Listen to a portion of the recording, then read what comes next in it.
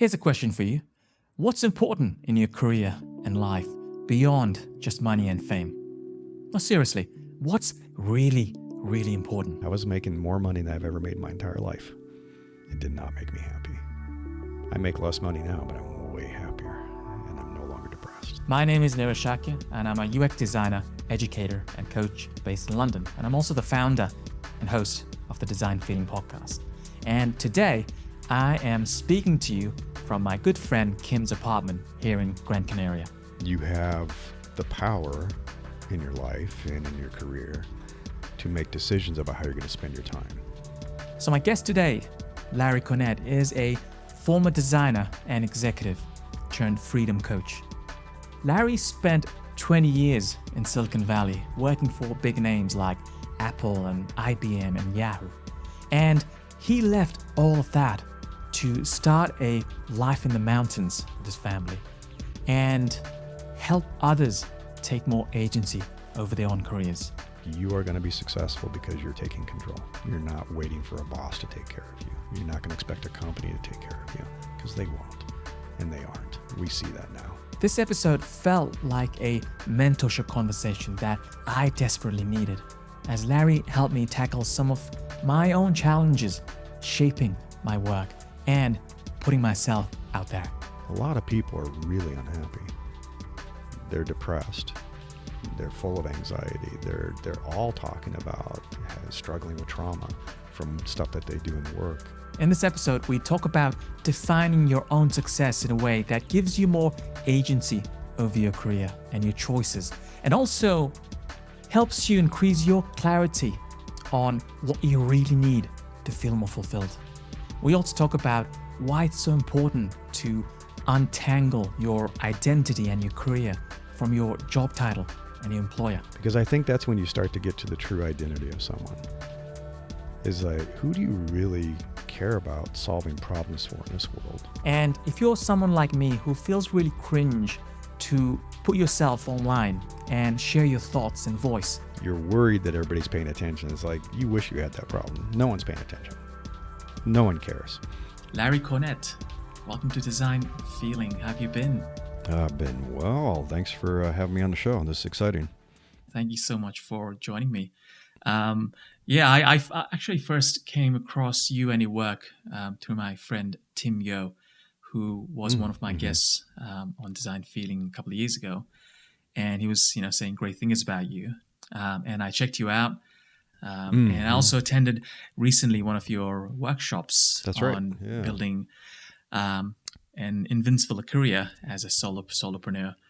And there was lots of nuggets of wisdom that I took from that course, from that workshop. Good. And I thought it'd be great to deep dive into some of those topics and share some of your insights with the rest of the crowd who might be thinking along the same lines in terms of how might we take a better agency of our careers as designers, as tech people, as product people, makers, whoever we might be. For a long time in my career, I felt like I was an autopilot. Sure. So I kind of just press the autopilot, do your 9 to 5, come into work, tick off your, check boxes and go home, rinse and repeat. Yeah. And there comes a point when you're like, what's the point of all this? Am I even doing something that actually gives me the joy and the meaning that I seek in life? Right. And I realize that is, it does take a lot of self-work to do that, and also to be able to take time away from your day job as well. Right. So I'm really excited for this chat. But before we, go into the juicy bits, I wanted to just cast your mind back to your origin story. So let's imagine, Larry, that they've made a movie out of your life. So we're at the theater. There's the projection that just started. What's the opening scene? Describe that opening scene of your movie, of your life. What would happen in the opening scene? So I would say if I had to choose an opening scene, it would probably be about 7 years ago when I finally left Silicon Valley, moved away, and moved up closer to the mountains, which is something I've wanted ever since I was a little kid. But it took a long time to get here, right? So it took over 30 some years to get here. And just that feeling of finally being somewhere and kind of almost like pinching yourself, like, am I really here? Surrounded by the forest and open spaces and going up into the mountains and the lakes and just being where I wanted to be and kind of not believing it. It takes a long time to sink in of, am I actually here now? And am I going to survive up here? Am I going to be able to make a living up here? And just such a change from what life was like the previous 20 years of living in pretty large cities and living the city life and working a corporate career. And so, yeah, the opening scene would be that transition 7 years ago where I'm finally where I want to be. How did you come to that decision of making that big move? So I've been thinking about it, way back when. I remember buying a book back when people bought paper books. I don't know if people remember. Remember real bookstores. Big old book that was, I think it was called something like Finding Your Ideal Country Home. And it wasn't just about the home, right? It was about everything. And very thorough, like where you want to live, considerations around land and water and clean air and pollution and being careful where you moved and all this stuff. And it was really detailed. And I remember reading that and thinking someday. And we were living in Houston at the time, which is a very large city in Texas in the U.S. Massive city, huge millions and millions of people. And so it was very much the city life. And then moved to Silicon Valley. So I got a job working in tech in Silicon Valley. And so we moved out there. And I think our very first home, we were renting a home and we thought it was expensive then. That's funny considering Silicon Valley now. And I remember every evening we'd take our babies for a walk through the neighborhood at night to help them get to sleep, And so we'd have carrying one in a front pack and one in a stroller. And you could see the mountains. So the Santa Cruz Mountains are visible from where our house was. And so as the sun was setting and when twilight was coming, it was getting darker, you could see these little glowing lights up in the mountains. And that was little homes, like cabins and homes, like tucked into the forest up in the mountains. And I remember looking up there with my wife and saying, someday that's going to be us. I want to be out of the city and I want to be up there. I want that to be our warm twinkling lights in our cabin in the forest. And so that's where I think it started, is wanting that. But I knew it was going to take a lot of planning and a lot of time in my career and putting money aside and thinking hard about that path. And that's why I tell people, think about your career path. Like, what will enable that path and how do I get there and what will set me up to be in a place like that and not necessarily have to be commuting to an office and things like that. And that took a while. It really did. That was back in, when was that? 95, 96. So a long time ago is when that all started. And then you get focused on career. And so I was really focused on my tech career. I'd been working at IBM and now I was working at Apple and going through the dot-com boom and crash, and saying, oh, geez, what am I going to do now? And then a slow kind of coming back from that and investing in my career and the corporate life and all that kind of stuff, but never forgetting where I wanted to be. And even though it took a long, long time, we eventually got there. And at some point, it's a leap of faith. It really is. It's a leap of faith. Because I remember at the time, this was pre-COVID, remote work wasn't super common. And especially remote work as a leader, right? So at that time, pre-COVID, way back when, I was a VP at Yahoo. It's like you don't work remotely as an executive for a company. It's just not done. Not then, I'll tell you that. And so I knew at some point it was going to be that leap of faith. I'd have to make a break and say, okay, I'm going to exit this. I can't keep doing this. but what am I going to do? And so that's how I finally came up here and started the coaching practice, which allowed me to have control over I'll call it my destiny, but control over my life and my income, and work remotely, right? I work with people all over the world, and so I no longer was tied to a geographic location, which kind of gave me the ultimate freedom to make the move. So it seems like you really value freedom in your life, and also teaching people to enable that freedom in their lives. Why does freedom matter to you? So it took a while to get there too. I didn't think I fully understood it. A lot of my coaching requires introspection, and I ask people to think deeply about who they are and to ask a lot of questions and to peel the layers back. Kind of doing the 5 whys, of saying, well, I want this. Well, why do you want that? Well, I want because of this. And ultimately, when you get to the center of peeling back those layers, it's like people want control over their life. They want to be able to do what they want to do. They don't want to be told they can't do something. Like, hey, I want to go visit my parents. I'm worried about them. Sorry, you don't have vacation time. You can't do that. Or I want to go spend a month and be near my children. Sorry, you can't do that, And so that's where, it finally, for me, it took a while because I chased a lot of stuff like everybody does. I chased title, I chased income, I chased the big dream. I had a tech startup, and we were going to be the next big startup, right? And make it $1 billion company. And as I was doing all that, it's like those were all just a means to an end. And I think that's the thing, is people have to ask themselves, if they're chasing title, if they're chasing money, which is a very common one, recognition, fame, fortune, whatever, why? What's on the other side of that? Why do you want that? And I think if people look really hard at what's on the other side of that, it is the freedom to do what you want with your time.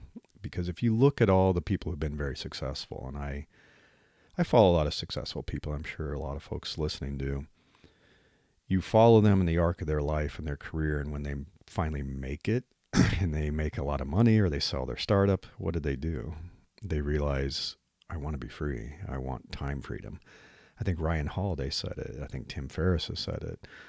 The MySpace founder, what did he do? He vanished. He sold his company and disappeared. And he's somewhere in Bali, I think. So he's like, I want my life back. I want freedom. And you'll notice, and that's kind of an indicator, that if there are people who reach that level of success, it's no longer about the money, because they could keep chasing it, but they're not. They want their time freedom back, and because life is precious. It's the one thing you can't get more of. You cannot get more time. And so if you're not using it the way you want and spending your life the way you want, you're not going to get another chance. You don't get more time at the end. I don't care if you have $100 million, you can't buy more time. And that kind of hit me. And I was like, I want my life back. I want time. So the freedom you're referring to, is that mainly for people who've achieved a certain, state of success in their life? Or is that something that we can proactively build into our lives, whatever stage of our career that we might be in? Absolutely. And I think that was the other realization, is I was chasing fame and fortune and money thinking I was going to buy my freedom, which a lot of people do, right? It's like, I need to make so many $1 million or whatever it is, and then I'll be free. And then you realize at some point, I think most people do, it's like the odds of that kind of success are really low, right? I mean, most tech startups fail, right? The odds of becoming a multimillionaire or billionaire, give me a break. It's like super low. You're better, you'd go out on your porch and get struck by lightning more often than become a billionaire. And so at some point you have to say, is this happening or not? And kind of pull the plug on it and say, I still want my freedom. And so you have to make a change in your life. And I think this is possible at every phase of your life. So I think there are a couple things that do this. One is, I call it optionality, and people talk about it that way, but it's like, if you are always in demand, you have the power in your life and in your career to make decisions about how you're going to spend your time. And so it's a lot easier to tell your boss, no, I'm not working this weekend, if you feel like you have that power. If you know that any moment you could pick up the phone and call a friend and you could have a job in a week. If you don't feel that power, if you feel like, what am I going to do if I lose this job? You will put up with anything. You put up with a lot of mistreatment. I did, and I know a lot of people that do.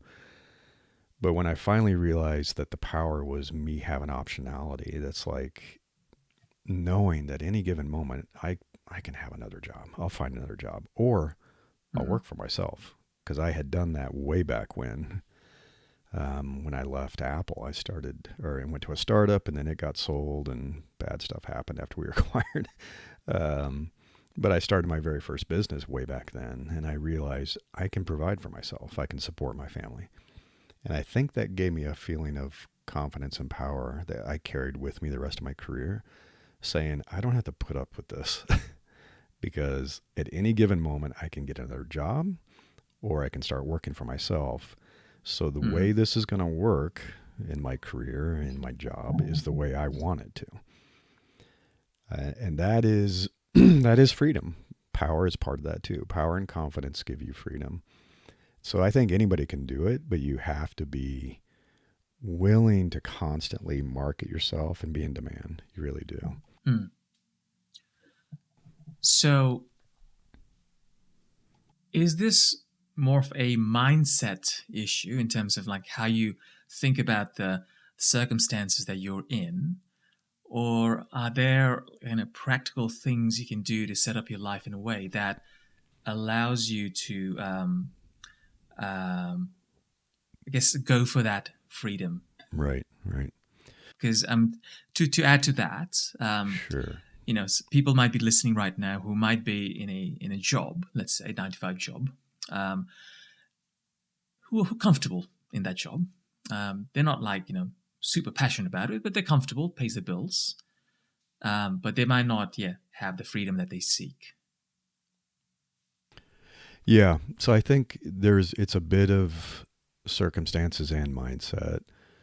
So I think one of the things I think that started way back, even when I was kind of working blue collar jobs and paying my way through college, is always trying to better myself.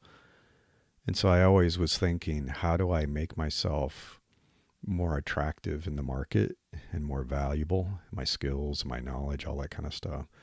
And constantly just trying to strive for that. And the other was always trying to think of how do I level up what I'm doing financially with my job, my career. And because money is important. I wish we lived in a world that had UBI so we all could have universal basic income and be artists and musicians, but we're not there yet. You do need money. And why would you not want to get paid as much as you possibly can for the same hour of work that you're doing? So, I can think back when I was really young and I was working for $5 an hour, people can't even fathom that. But yeah, I remember working for $5 an hour, and that you can't really do much when you're only making $5 an hour. Or if you're making minimum wage, especially in America or in California, it's like you can barely survive, right? And so you certainly can't create a financial cushion. You're barely getting by. So that's why it's important, is always be trying to be so in demand and so marketable and so valuable that you're getting paid as absolutely much as you can for the same time. Why would you not? An hour is an hour of your life. And so what goes along with that, which is part of mindset, I'd say, is we always had my wife and I luckily are aligned on this. We always have a philosophy of, I won't call it frugality, but materialism isn't that important to us. So as we made more money, we weren't spending a lot more money. But I have friends who were. So we were both executives, and they were buying a second house. And they were buying yet another car, and they needed a luxury car. And they said, well, I can buy a Lamborghini now. It's like, you could. Should you? Should you? That's not a good investment, right? It's not a good way to spend your money. Instead, we were creating a financial cushion, and we were investing into our home and real estate and stuff like that. So it's like, how can we be to the point where we can be okay? And we certainly have the cushion where I do have the luxury of starting a business and having 6 months before it makes income, which happens, right? So often when you start a business, it's not profitable for a while. So that's why a lot of people can't do it, is because they're living on the edge. And they talk about in America, it's like most people are living way beyond their paycheck. They're in debt, an incredible amount of debt, because they feel like they have to drive a Mercedes. They feel like they have to have brand new furniture in their home. They feel like they have to have the latest iPhone. And I wasn't raised that way. My wife wasn't either. And we really don't care. That's the thing that's nice, is that is a mindset thing, to not care about material goods and what other people think, because why does it matter? It doesn't matter. Yeah. It means nothing. That gives you freedom. I'm free of the I love that. shackles of that. Because, so often we are conditioned to believe what success means in life, in our life, right? And that definition of success is pretty much enforced on us from pretty early on through, your parents or your school, Right, friends, yeah. society. And we, like you said, we tend to chase that definition of success. And it's a never-ending chase, right? Yeah. Oh, yeah. You can never get to that horizon, pretty much. Yeah, you never So will. what you're saying instead is take agency over what does success mean to you, Oh, yes. so that yes. you can get there and feel that sense of freedom. Right. Yeah. Yeah, because that's the other thing I saw, is like, no matter how successful you are, someone else is more successful. And so you're always frustrated. And somebody will say, I do have friends who are multimillionaires, and we have spent time with people who are billionaires. And so the multimillionaires are like, I'm not a billionaire. I'm a loser. I'm not a billionaire. And the billionaires are like, well, I'm not the top billionaire, so I'm a loser. And then the billionaires want to get into politics. They want power. I want to be a governor. I want to be a president. No one's ever happy.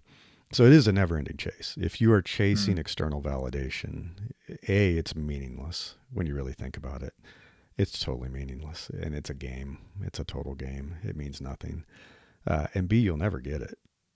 You'll never get it. And I keep trying to find this quote. I came across it once, and I should have. It's one of those that you should have saved, and you're like, I'll go back to it and find it. And I never found that tab ever again. But they were interviewing one of the Beatles, right? And they achieved pretty great success at a very young age. They were really young, 20s. And he said, I'm so glad that I found success and wealth at such a young age, right? And I think the interviewer said, oh, so you could enjoy a wealthy lifestyle longer, and have all the nice things. He said, no, that's not why. He said, I'm glad I did, because then I found out it doesn't mean anything. And I could spend the rest of my life doing things that actually matter. Because if you don't, you spend your entire life chasing it, and you go to your deathbed chasing it, thinking that was what mattered. And it's not. It's not. It is time with family and loved ones. It's time for yourself. It's investing in yourself and taking care of your physical health, because that's another thing. $1 billion can't buy you a new body, not yet. So if you don't take care of yourself, what doesn't matter? But don't you think having money does enable you to buy that freedom more easily? I do think there is a line. So I think there's a line underneath, a financial line, where you are struggling so much that you're stressed, you're full of anxiety, you're not living a great life, right? You're not eating healthy food. You don't have time to exercise because you're just trying to survive, right? And that is a survival line. Then there's a line at the high end, which is beyond this. More money is not going to make you happier. And it's not. It's not going to make you happier. It's actually going to create a whole new set of problems. And I remember we spent a week with a multi-billionaire once, interviewing him, talking about his company, talking about his vision, all kinds of stuff. But we were also there kind of noticing his life. And I tell this story. It's like everywhere we went, there was this interesting fellow in a suit standing nearby who didn't look like your average guy wearing a suit. He looked very dangerous. And he was his bodyguard. And this billionaire could go nowhere without a bodyguard because he was a target for kidnapping. So he couldn't go down to the corner taqueria and get a taco by himself. He couldn't go for a jog by himself. He couldn't go anywhere and not be recognized. And so, oddly enough, having those billions locked him up in a golden cage. He was not free. He was no longer free, like you and I, which is sad. So there is a middle area that I think is the sweet spot where we go wrong.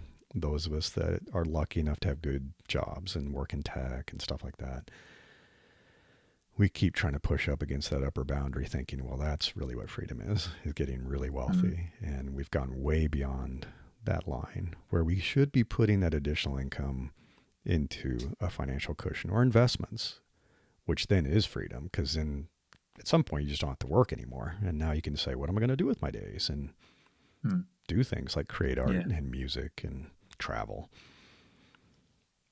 Yeah. Yeah. So, Larry, you have coached quite a few people, professionals, and helped them design their careers better. What do you see in terms of patterns that you might have noticed around how people balance their need for growth in their career with their need for contentment? I don't see a lot of good balance. I don't see it until later in people's careers. So I will say that probably in kind of their 40s to 50s, people realize, I think, what's important is that balance. And so they are reaching a point of feeling like, okay, this is enough. I don't need to keep climbing. I don't need to become a CEO. I don't need to whatever, right? And they're intentionally seeking roles and companies that are a better fit for them in terms of what they want for their life, in terms of working on something they believe in, something that has a good mission, that gives them a sense of purpose, that isn't creating things that don't matter, which sometimes we work on, that happens. But they're also, very importantly, I think, carving out time for themselves every day and every week to have more balance in life, to travel, to be with friends, to work out. A lot of them reinvest in their health. A lot of them. It's like, I need to take care of myself. I haven't been for 20 years.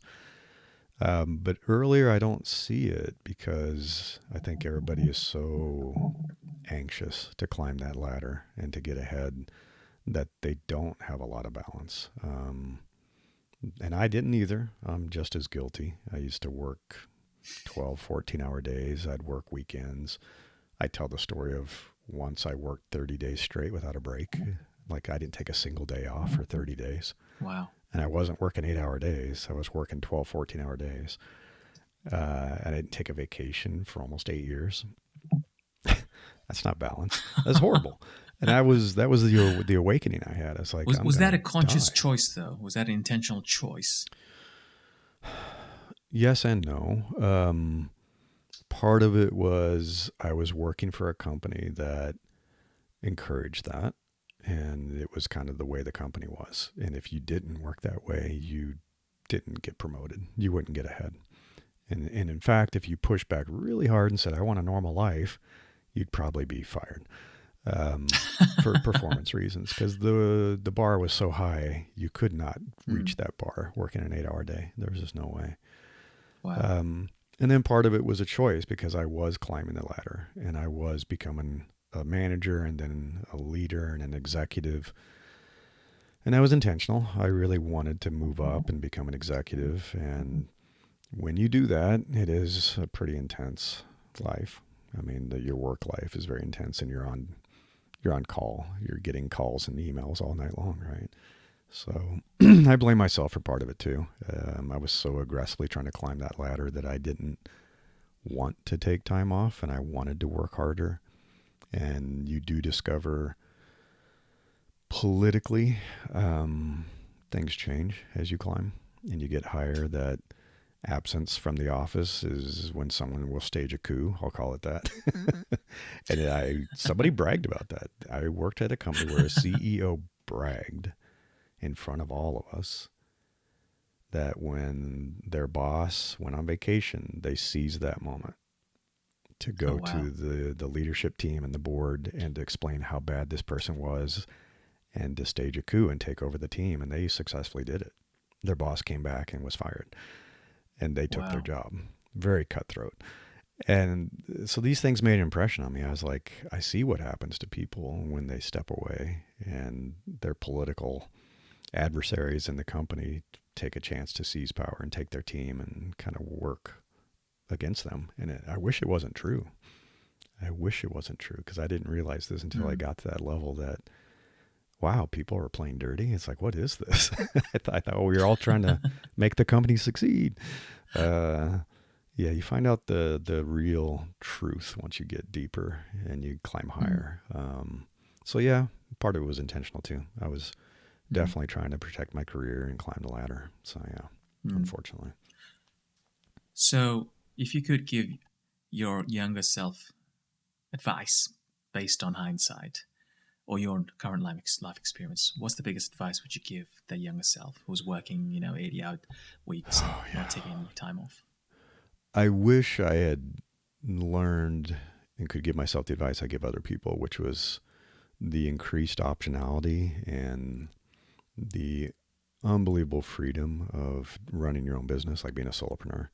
So I didn't quite set that into motion until later. And I wish I had started understanding this and doing this even in my 20s. I really do. Because I think it would have changed my path. Um, I was a very artistic, creative person. I kind of set all that aside. I was a writer and I made music and I wrote music and I created art. And I was like, that's not going to make me money. So I just kind of put it aside and I miss it. And I wish I had spent more time continuing to develop that, because I would be a much better musician, artist, and writer if I had been doing it for 40 years instead of trying to rediscover Mm-hmm. it at this age. But hey, better late than never. But I wish I had done that earlier and invested in understanding the business side of things earlier, because I really didn't. I didn't understand marketing and sales until much later in my career. I was a designer and kind of deep in the machine, and you have a team that does that, right? You have a full Mm. blown marketing team, you have a sales team, and you just want to design. I don't want to do all that dirty sales stuff. I just want to design. And I didn't learn any of it until way later in my career after I became a VP. And then I Mm. realized that, well, a light bulb kind of went off in my head. It's like everything is sales. Everything is sales. It's Mm. like you are Yeah. constantly selling. You're trying to sell yourself if you're trying to get a job. You're trying to sell Mm. yourself when you're building relationships.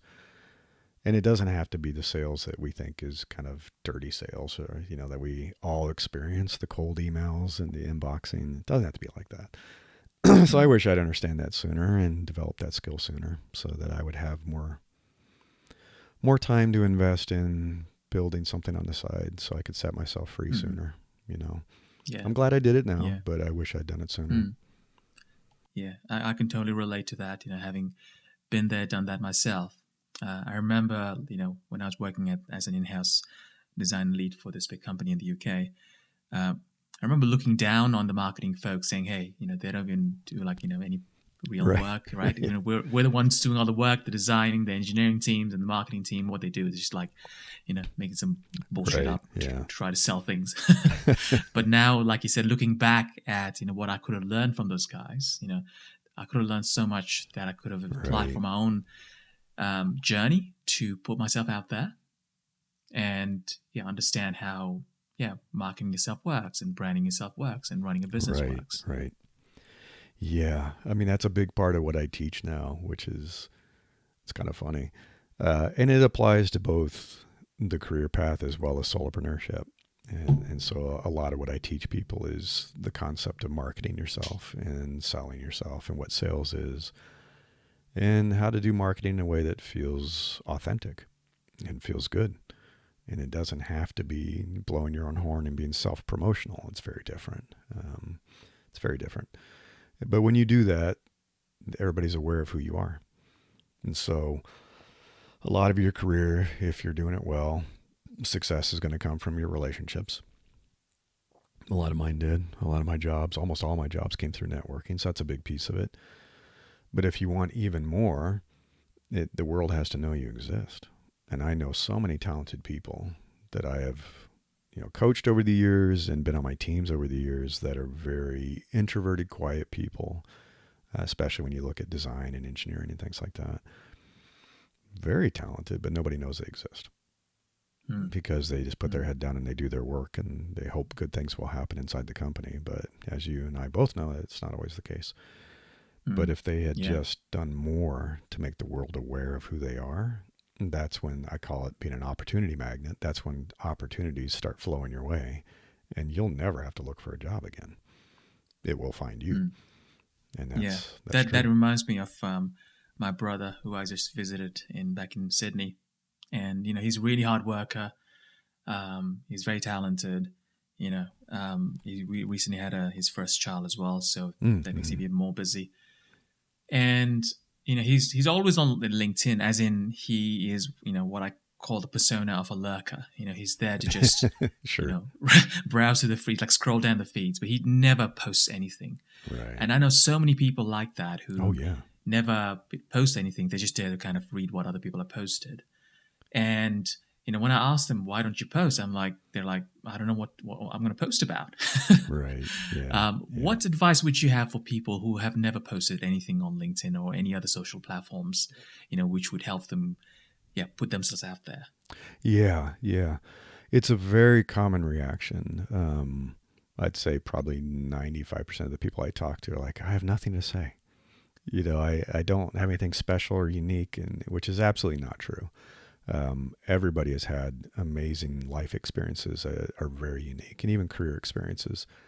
And the funny thing is everything that seems natural to you and easy to you and kind of boring because it's like, hey, I just do it, is interesting to someone who's younger in their career path, right? They're like, I don't know how to do that. Even like think about a college kid. How do I get my first job? All this stuff. So it's like so much valuable information that people have that they're not recognizing or sharing. But I'd say the very first easy way, and it's probably the smartest way, is to engage on other comments, on other posts, like making comments. And so identifying a few key people that are pretty notable in your profession, pretty notable in your industry, right? That you respect and admire. It's like, hey, they're good at what they do. I like their point of view.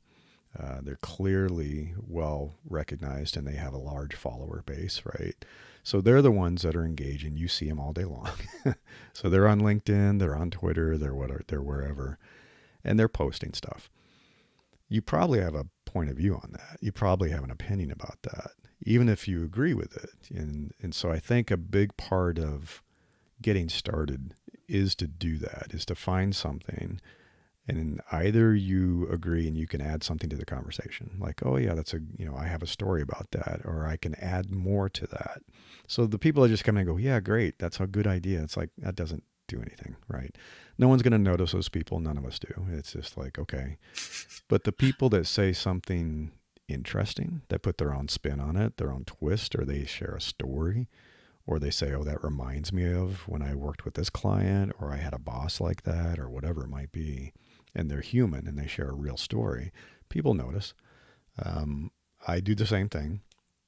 And people will comment on my comments or they'll reach out to me. They're like, I really like what you said on this post. You had an interesting point of view. I didn't realize, you did this too, or whatever. You'd experienced that too. So I get people connecting with me from my comments. It tends to work better than posting your own stuff when you're not known yet, when you don't have a big following base, because it's really hard to get noticed on the internet. Really hard. But if someone has a huge number of followers and everything they post gets thousands of comments and engagement, if you can get in early, so this is why it's important, I think, to have your list of people you want to engage with.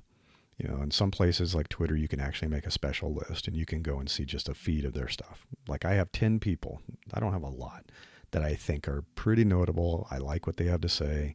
I made a list. I go to Twitter and I look at that list and I see nothing but their tweets, right? And so I can engage on something they just tweeted 30 seconds ago. And when you do that, So do you get some kind of like notifications when they post yeah, something? exactly. So you can get notifications, you can go in, and I don't want to waste time on social media, and I'm sure a lot of people don't. But you set a timer. So you set a timer for 30 minutes and say, I'm going to do my homework, and I'm going to engage on social media. And you just comment and you share and you say things that are insightful or funny, or you can disagree respectfully. You can say, I don't know if I agree with that because my experience has been X. This is what I've seen. And that's a good thing too. So that's a good way to start. It's a good way to start. And I think that's also a great genesis for coming up with ideas. So you can call it being an idea machine. Tim Ferriss, I think, talks about this. James Altucher talks about this, where it's like, just get into the habit of exercising that muscle where you become an idea machine, where you're just jotting down things that strike you throughout the day. And it can be a reaction to something like, oh, I absolutely disagree with that, and I'm going to have to write my own article about this because I can't stand what they just said. That's a really strong, powerful pull to create something, to write an article. I have a list, and I keep it in. I used to have a Evernote. Now I use Ulysses for this. It's a Markdown app. And I have something like 470 different article ideas that I've captured over the last few years. Oh, wow. And I just will write like a sentence or two, or maybe even an outline, like it really hits me. And I'm like, here's what I want to write. Here are 10 bullet points about what I want to write. And I set it aside. And then I go back later when it's time to write, and I harvest. I go through the list and go, okay, I want to write about that today. The importance of getting noticed when you want to get promoted, that kind of thing, whatever it might be. So that's a good habit to get into, and starts to exercise that creative muscle. And before you know it, it's like, I do have something to say. I do have something to share. Hey, I've done some cool stuff. I think people could benefit from this. And getting into that mentality helps. Can I help someone else? Yeah. Can I help someone else? Yeah. Yeah, I can definitely see where you're coming from. I think the challenge that I've faced in the past is, let's say, I would scroll down my LinkedIn feed and I might see a post that I'm interested in, and a lot of times, let's say if I don't agree with what the person has said, sure, I think I didn't want to be disagreeable. Sure, if you know what I mean. I didn't want to kind of stir up the conversation. I just want to I don't care. I don't agree, but I don't care. Right. Or I didn't want to be wrong. I wanted to, give my perspective, but I didn't want it to be like the wrong perspective. I didn't want to say the wrong thing and, look stupid. Right. Sure. And I can see now that was probably more of a mindset thing. How would you manage, those emotions or those fears? Right. So in one case, sometimes it is something that's not worth engaging with. There's a lot of stuff I disagree with. And I'm like you said, do I care? I don't care. It's like, it can be about a topic where it's like, I'm not an expert in this. I don't agree with it. I don't care. I'm not going to engage. I'll just scroll right on by, not worth my time. Sometimes there is stuff where it's like, I don't want the people reading this to be kind of misinformed about something. Like they're like believing that this is the right way to do something. So sometimes I feel like I have to say something where it's like, I know you think that this is the way you do this, but it's like, that has not been my experience. And I think that's how you get over the hump of being wrong, is that you're talking about, if you're sharing stories, because stories are not false unless you're a liar. Don't be a liar. It's like, tell a true story. But it's like, the story's not false, right? So it's like, this has been my experience. I'm not saying that this is a deeply researched Harvard article. This is a story from my life. And this is what happened to me, and here's how I overcame that challenge. Or this is the story from a client, and I've anonymized it, and I said, yeah, they were facing this challenge, and here's how we overcame that challenge. That's truth. You're kind of standing in the truth, right? So you can't be wrong. You're not wrong. It's like, this is what I believe because this is what happened, and this is how I approach it, and it's worked for me. Your mileage may vary. Maybe you need to try something different. I think there are some objective things where it is challenging, right? Like, what is the best way to write this piece of code? You know, if you feel like, hey, I'm only an engineer with a year of experience and somebody with 20 years of experience said this, yeah, you might feel like I can't really chime in on this, and it's kind of an objective thing, technical thing, or a scientific thing. That's hard. You got to do your homework and do your research so that you know more. Because sometimes people have opinions about stuff that are just well and truly wrong.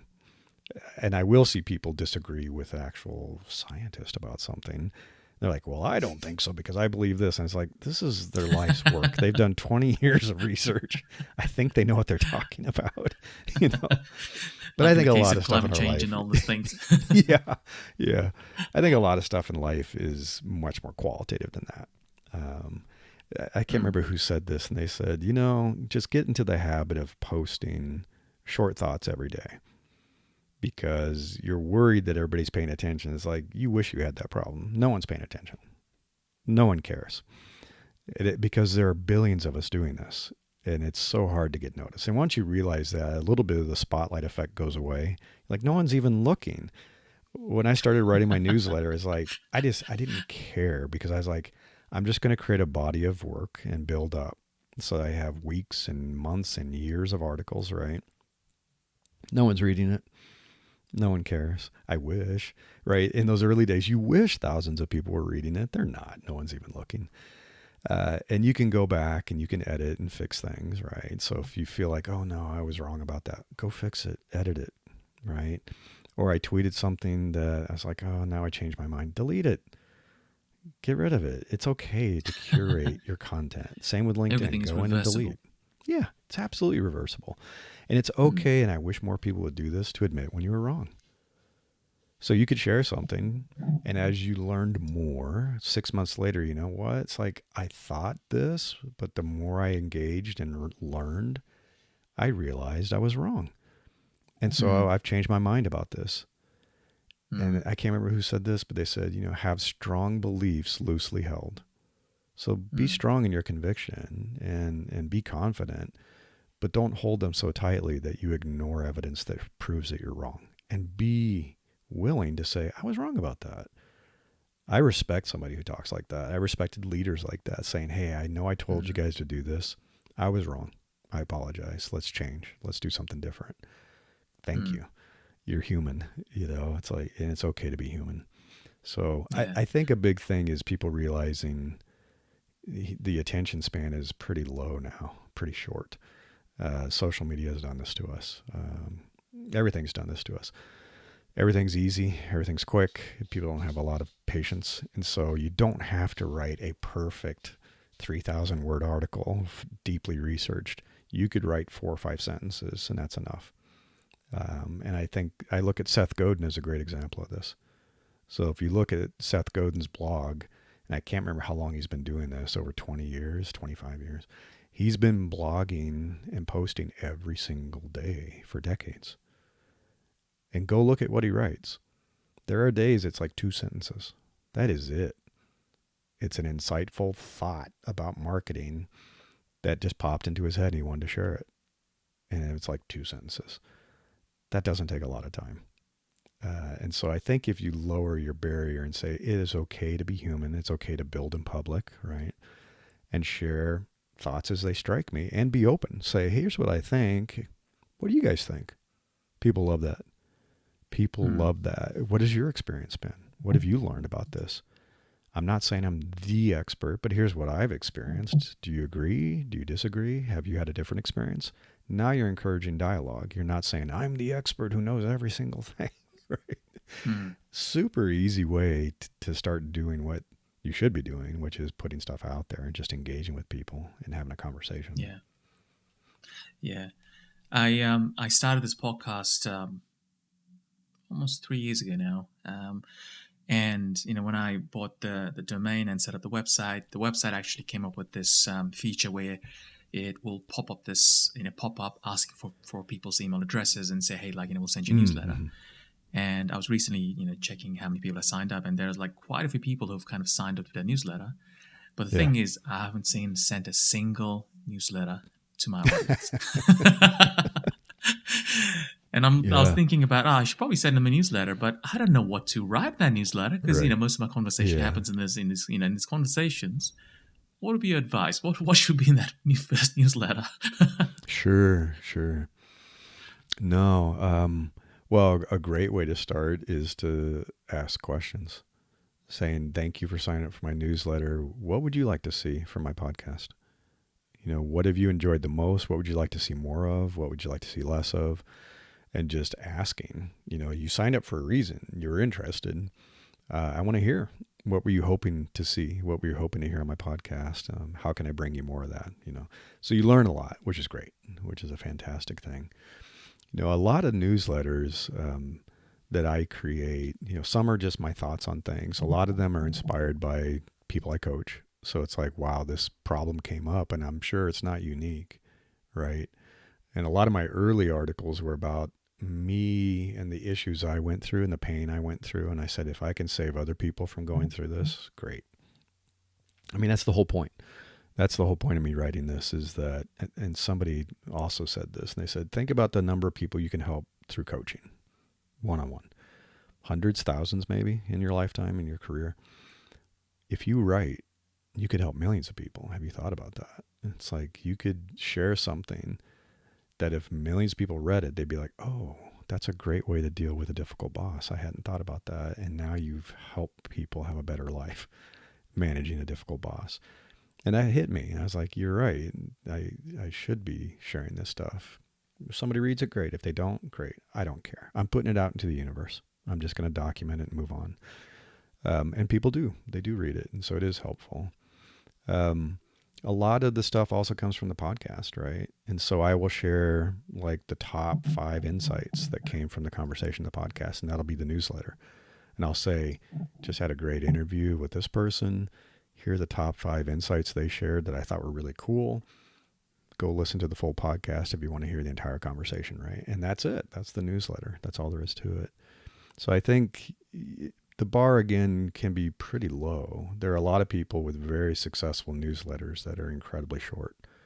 My newsletter coach that I've worked with before, Josh Spector, he's great, fantastic. One of the best newsletter people out there. And he has a newsletter he puts out almost every single day that sometimes is just like a couple of sentences and 3 links. And he's like, hey, I encountered this really cool thing about marketing. Here's a real interesting insight about sales. Here's what you should be doing with your newsletter, the opening sentence, whatever it might be. That's it. Very short. And he said, people don't have patience to read a long newsletter, and they don't. They really don't. Yeah. So the bar is low. You can just have a flash of insight. And this is what you got to get into this habit. I encourage morning journaling, for example. And I tell people, absolutely, make your tea, your cup of coffee, whatever it is you do in the morning. Sit down in an armchair with a paper notebook, which is great because you don't get interrupted by anything digital. And just write a page of your thoughts, whatever they are, and go wild, go crazy. This is just for you. Cool business ideas, product ideas, design ideas, whatever it might be, just write them down. And then you'll get into this habit of generating these ideas, and they hit you. I'm sure people have them when they're driving, commuting, taking a shower. We all have cool ideas. Going for a hike, I have cool ideas. Get into the habit of just writing them down. Write it down quickly. It doesn't take long, right? And I have an app on my phone for doing that too. And then every time you want to get inspired to write something, go through and scan it and go, that's a cool topic. I should write about that. And again, it doesn't have to be very long. I can have an opening paragraph. I can make 3 points saying, yeah, you should do 1, 2, and 3. It's going to be a lot more successful for you if you do it this way. What do you think? Do you have any questions about this? And that's it. That's the end of the newsletter. I think people expect perfection, and it doesn't have to be. I think we're leaving the era, hopefully, it seems like, of perfect content creators that have everything just dialed up with the great ring lights and all the makeup and all the adjustments and filters and spending $1,000 per podcast episode to edit it and have a team put music in, do all that stuff. We're kind of returning to the era of what the internet used to be, which is, can I just connect with people? I'm tired of connecting with big brands. I'm tired of connecting with polished people who seem like they're perfect. I just want to connect with real people and have real conversations. And so I'm seeing people like Isabel Stern's a great example on LinkedIn, who came out of nowhere and is super successful with engagement because she just shares like a quirky thought. That's how I found her, and I followed her. I said, she's funny. This is funny. She'll say like one sentence or two sentences and just the most kind of off the wall comment, mocking LinkedIn and marketing and all the silliness that's gone on with everything over the years. But gets lots of engagement because of that, because I think we're all feeling that way. Like, come on, aren't we tired of this? Can we just be human? Yeah, yeah. I think, but also, it's probably the hardest to be real online, especially when you have to show yourself more authentically. When Sure. again, Yeah. you're so conditioned to believe that you got to show this, I don't know, professional version of yourself. Right. And sometimes that, a lot of times you equate professionalism to just be boring and straight. Yeah. Yeah. And I think that comes around to kind of what you were saying earlier, is like you reach a point in your career where it's like, is this it? Is this all there is? I don't feel fulfilled. I'm not enjoying this. And I think you can let a little more of yourself out. I don't think you'll ever be as loose and free on LinkedIn as you are with your friends and family. And I think that's okay. I think we're different people with different people. It's always been the case, right? I behave differently with a stranger I see at the coffee shop than I do with my brother. It's just the way it is. And I think LinkedIn's the same. But I think what you can do is intentionally show more of yourself that you're quite happy to filter out what you don't want to attract what you do want. They talk about your vibe attracts your tribe. So being enough of yourself to say, if you don't appreciate this side of me, then I probably don't want to work with your company anyway. I don't want to work there. If you're not like this, or if this upsets you that I'm human, we're not going to work out. I'm going to be miserable working there because I'll have to mask myself and be somebody completely different. And I've been in that situation where I just felt like I wasn't myself for years. So I think being enough of yourself to attract the people that say, I like your sense of humor. I like your philosophy about design. I like the way you think about leadership and management. I know that's going to upset some people, but it attracted me. And that's okay. Because if you're middle of the road, you don't mean anything. You're not attracting anyone. And so it's okay to turn people away. And I think that's the hardest thing for people to realize, is to get more of that abundance mindset of there's plenty of opportunity out there. There are millions of employers out there. I don't want to work with all of them. I would hate some of those companies. I would hate that job. So I don't care if I turn them away. I don't care if they don't like me. I don't want to work there anyway. But I will connect and attract the people that have the kind of company culture and management style that is right for me. Because they'll see me and they'll say, I appreciate their sense of humor, or I appreciate how they made fun of whatever. It's like, yeah, we're kind of the anti-marketing company too. We're tired of standard marketing. And so that's funny that you said that. We should talk.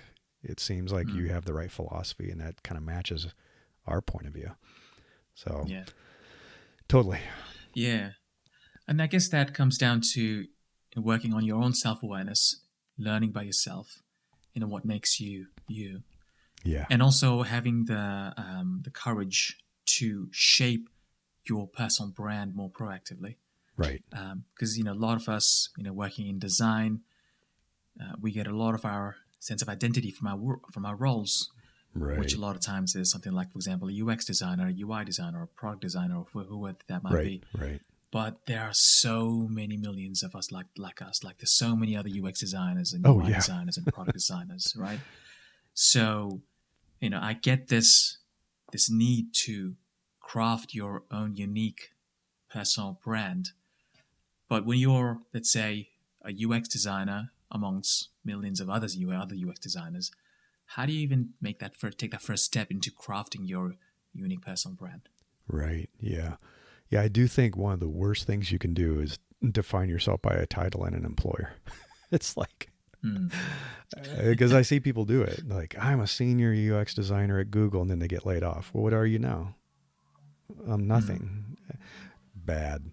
Bad for a lot of reasons, because you are going to change employers.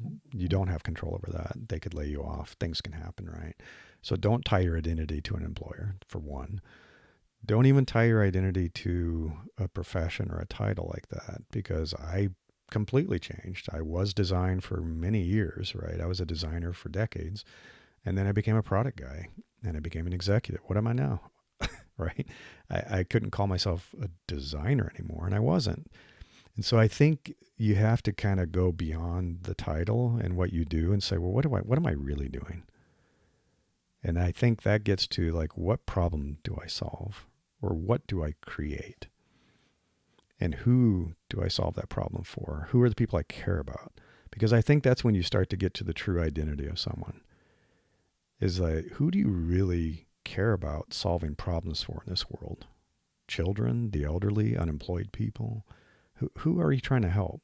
What lights you up? Does this have to be within the context of where you're working right now, like, the organization you're working for, the client you're working for, or do you kind of think beyond that in terms of like long-term vision? Way beyond.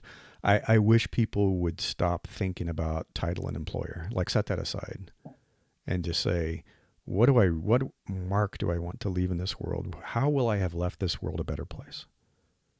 And I don't think a lot of people think about it. I know I didn't when I was younger. I was like, I just want a job. I want to make money, right? And so it takes a while, I think. And sometimes it helps to create what you're not. So this is a very helpful thing. It's a very helpful exercise. And I tell people throughout your days and your weeks, create a notebook and have 4 lists of things that you love doing. They light you up. Like, I really was lit up and in the zone and just feeling like I was in flow when I was doing this type of thing, this type of work, working for this type of person, solving this kind of problem. So there's when you were just feeling great about it. And then what are you really good at doing? So make note of that too. It's not always the same thing. You hope there's some overlap. That's like, I love doing it and I'm good at doing it, but it's not always true. Like I always say, I'm good at working in spreadsheets. I do not love working in spreadsheets. I'm good at it. I hate it. I don't enjoy it. And then there's the list of what are you not good at doing? It's just like, I'm not good at this. Like, I'm not good at sales. I'm not good at marketing. I'm not good at arguing in a meeting with an executive. I'm not good at that. So there's going to be a lot of stuff you're not good at. And some of that you're like, I don't care. I don't need to be good at that. I never will be good at that. Some of it you're going to say, I want to get good at that. I used to not be good at public speaking. I used to hate public speaking. And I was like, this is holding me back in my career, in my life. I want to get better at it. And I got better at it. And now I'm good at it, decent, and I love it, which is funny. So I invested in it. But there's stuff that I didn't like and I wasn't good at that I didn't bother with. So having those 2 lists of what am I not good at doing and what do I hate doing? It's like, I don't want to do this in my career anymore. I'm tired of it. So you start to create that. And those patterns, like the positive patterns and the anti-patterns, start to shape you, saying, you know what?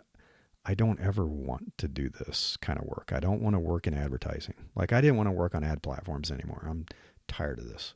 It just doesn't light me up. I feel like it's pointless. I will never do that again. And I don't want to work for a company that makes money through ad revenue because it changes the behavior of the company. Don't want to be a part of that. And so you start to think about, well, what do I like? When do I feel lit up? And now you're starting to identify who you are, the kind of stuff you like to do, the kind of people you like to help, and the kind of problems you like to solve. And that has nothing to do with a job title or an employer. You could go start your own startup and you'll be the CEO of the startup and you may not even be doing the design work at all anymore, like I was, but I'm still solving a problem and I'm still helping a certain type of person. And that's what I stand for. Because I know some people, I'm working with some, for example, that are really passionate about clean tech, like clean energy. That is their mission in life. They're like, we are going to destroy this planet. Climate change is real. I want to be part of bringing clean energy to the world and making it succeed because I feel like that's going to save the planet and that's going to keep the planet alive for my children and grandchildren. I don't know if they're going to do sales, marketing, design, product. I don't know what company it's going to be. They don't either. They don't care. They're like, I just want to be part of this movement. That's what I stand for. There's no job title. There's no specific employer. Maybe I'll have to start the company. But I know what I want to solve, and I know why it's important to me. So I think the sooner you can find that, the sooner you get a sense of vision and mission and purpose in your life that supersedes employment, that supersedes a job or a title or anything. And you're like, this is why I get out of bed in the morning. And maybe I'm not doing it yet, but someday I will be. Someday I will be doing something with that in some shape or form. And that will make me feel like I'm making a difference in this world. And that's what gets you out of bed every day. How important is this for people to think about? Because I'm assuming most people in the world probably don't think about this, regardless of whether they're happy in the job or not. It's Sure. just a job. It's just something that you do. Yeah. Back in the days, you probably, let's say, if you're in a small village or town with only one factory, maybe everyone in that village or town probably work in that one factory. You didn't have a choice. You just went to the factory, probably part of the production line. You came back home and rinse and repeat, right? So, is this a new thing? Like now that we have access to so many opportunities? I don't think it's a new feeling or a new desire. I think it's old as time. And I think it's new. Well, there have been people who pursued this before, right? Even way back, 17, 1800s, there were people who were artists and writers, and they did it even though it meant they were going to starve and that they may not be successful. They may live in a shack, but they could not help themselves. They had to create. They had to write books. They had to create art. And a lot of them did die poor, but they couldn't help themselves. And so that's an extreme example, but they were following their vision and their passion, right? I think it is a little new for us to have the luxury of doing this because we are in a society where I don't have to go out and farm 12 hours a day just to survive, and I'm so tired by the time I'm farming all day that I just fall asleep. So vision and purpose and mission, who has time for that? I'm just trying to grow crops and feed my family and try to stay alive. We're not in that situation now. We are definitely not in that situation. But I don't think it's new because I know what the symptom is of not having this. And that is deep unhappiness, depression, anxiety, alcoholism, you name it. I look around me in the world. A lot of people are really unhappy. They're depressed. They're full of anxiety. They're all talking about struggling with trauma from stuff that they do in work, PTSD. A lot of people are using ways to escape. They are using alcohol and drugs. That's because they are not doing something that makes them feel great about their life. Because when you are, you don't feel the need to escape it. When you build a life that is what you want, there is no reason to escape or to feel anxious or depressed. I've struggled with depression my whole life. I've had depression since I was a teen, and pretty bad sometimes, really bad. And I would say when I finally left the corporate world and I finally started owning what I do with my time and my destiny and feeling like I was doing something that mattered, my depression is way more manageable. It occasionally spikes. Nothing like it was before. And I actively manage my depression through activity. I do weightlifting, I go for hikes. I can tell when things are getting dark and I go for a run and I go out for the weekend. But when I'm working on stuff that matters, it changes everything.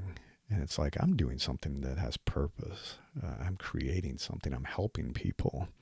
And it's demonstrably different. I don't feel a need to escape from it anymore. Whereas when I was grinding in a corporate career, I did. I felt like, is this all there is to life? I'm just a money-making machine to support my family, but I don't have any pleasure in life. I don't have any meaning in my life. I just drive to work all day, drive home and fall asleep. That's life. No wonder I was depressed. It wasn't because of money. I was making more money than I've ever made in my entire life. I was making really good money. It did not make me happy. I was more depressed than ever. My life was not enjoyable. So, yeah, I make less money now, but I'm way happier, and I'm no longer depressed. So, pretty nice. What gives you meaning or purpose in life? Well, a big part of it is my family means a lot to me. And so a big part of my purpose and meaning is trying to ensure that my kids have a better life than I did, and that they find their own purpose and meaning in life much sooner than I did. and they are well on that path, and very self-aware young people. They're very amazing young people. They're all in their 20s, but they are very much thinking about, am I going to be doing work that means something to me? It's not just about the money. So they're not chasing money, but they want to do something that matters. They want to help the environment. They want to save the world in some way. And so they're working in stuff like environmental science and marine science, and thinking about economics and disparity in this world, and how can we fix this? How can we make this world more equitable? They're actually thinking about stuff like that, which is like, wow. So they feel like they have deep purpose and meaning. So that drives me, and I want to enable that and listen and talk with them and help them through that and make it happen. And I want that for other people. So I know how long it took for me to find this, and to feel good about my life and to enjoy life and be healthy. And I want other people to discover it faster than I did. They shouldn't have to wait until their 50s.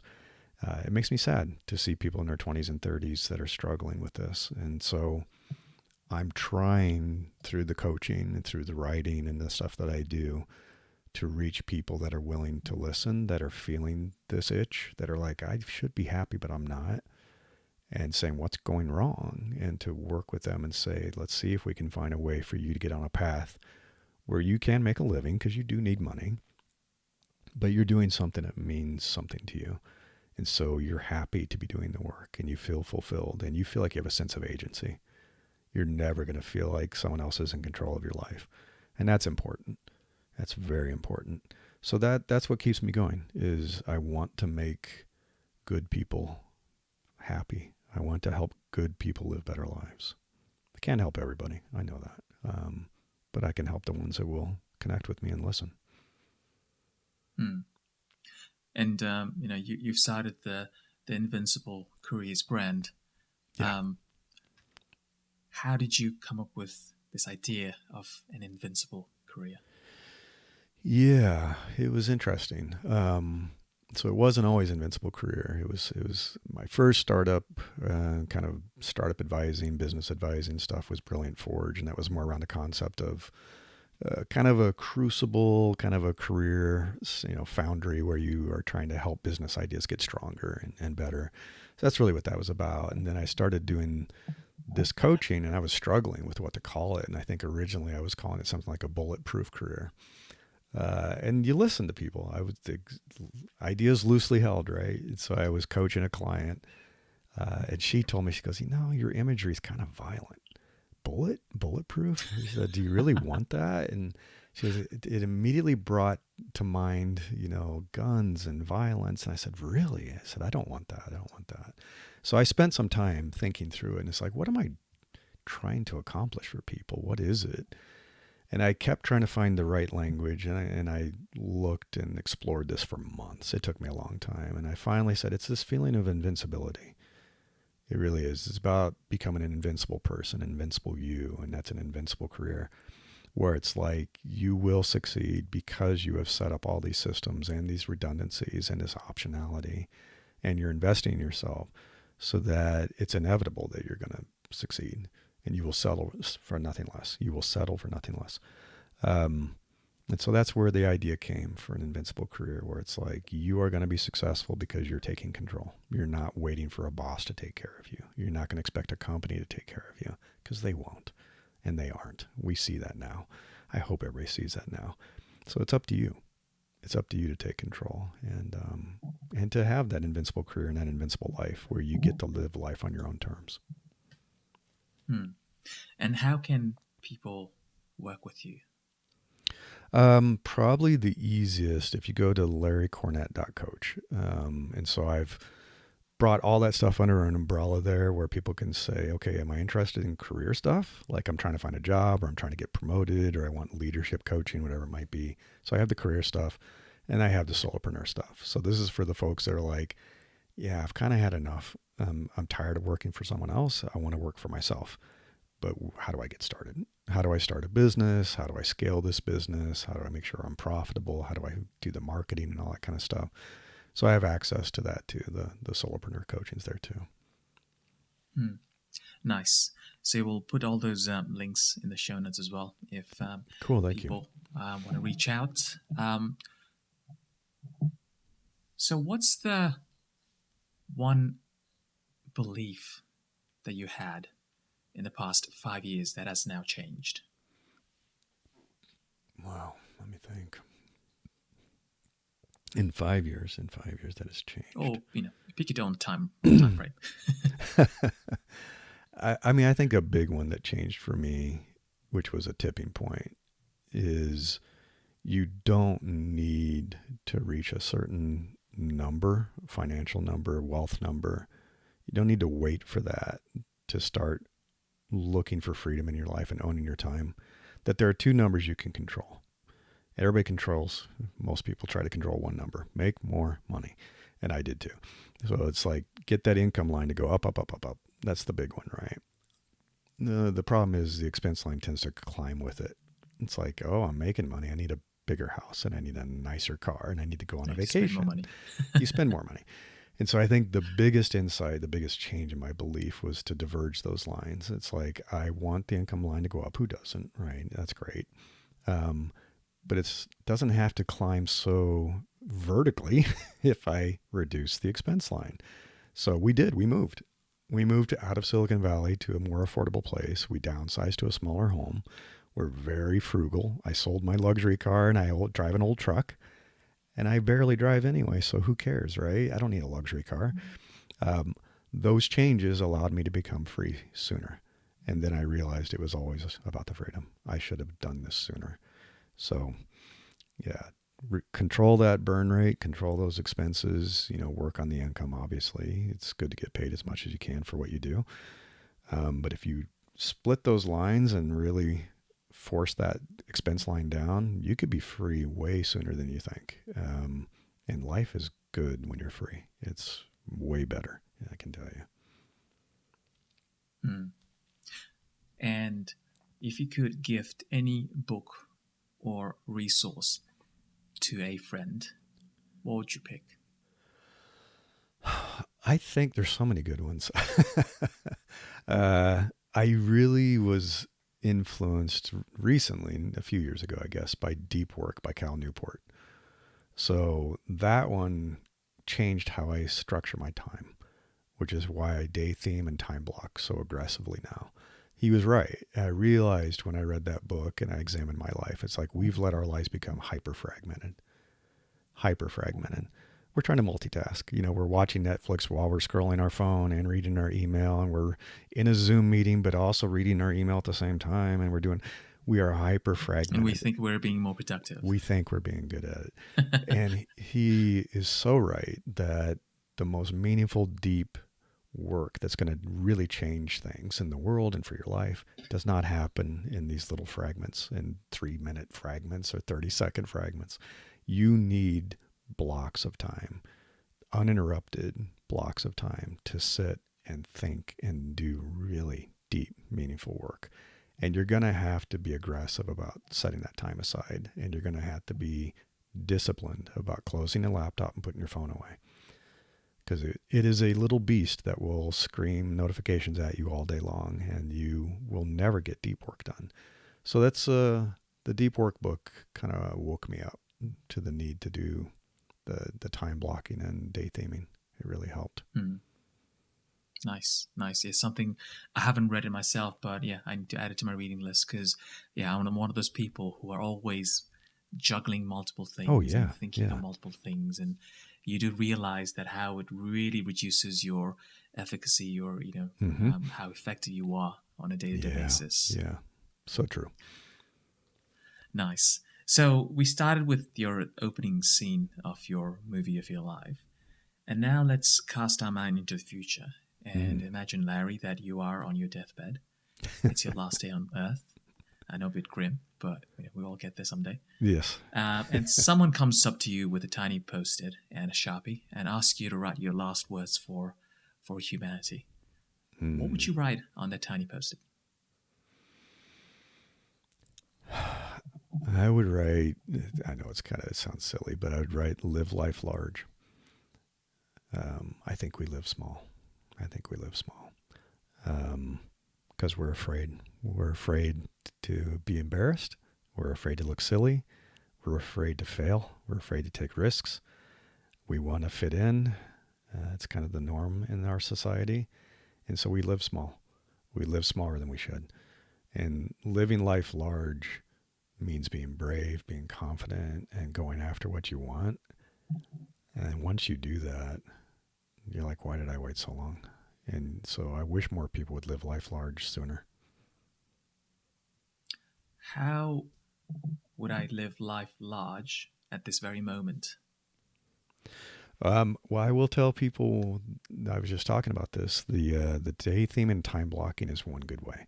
So I think one of the because it is the currency of our lives. It really is. There's nothing else that's the currency of our lives is how we spend our time. And it's completely finite and we cannot make more of it. So I think one of the biggest is to look at your life, your calendar, and your time and to immediately pay yourself first and say, I'm going to carve out a block of time. And maybe when you first start, it's only 2 hours. Maybe it's an hour. Eventually you turn it to 4 hours. Maybe you'll turn it to a full day. I've turned one into a full day. So I have an entire day that is my day and I spend it with my wife and I don't work. I don't take calls. I don't check email. I don't do anything. And so I think one of the first ways to live life large is to say, I'm going to pay myself first. I deserve it. I'm going to give myself a block of time that is my block of time.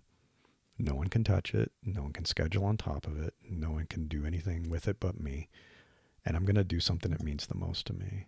And I'm going to rediscover myself, whether it's making music, creating art, going for a hike or a walk, writing, write poetry, calling your mother. Do what you need to do, but it's your time. And there is a luxury in that. It's like, this is my time and no one can touch it. And it feels like Christmas morning every time. You're like, or your birthday. It's like, this is my day. This is my time. What am I going to do with it today? It's this incredible freeing thing. And you set aside all obligations and work and tasks.